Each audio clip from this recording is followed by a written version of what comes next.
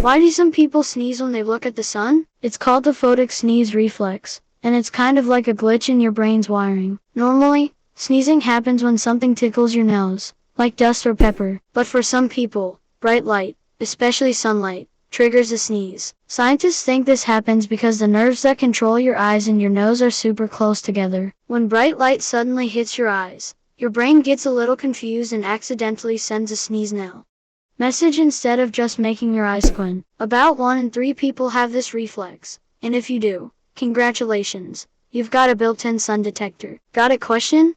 Comment below and we might answer it. And don't forget to like and subscribe for more amazing science facts.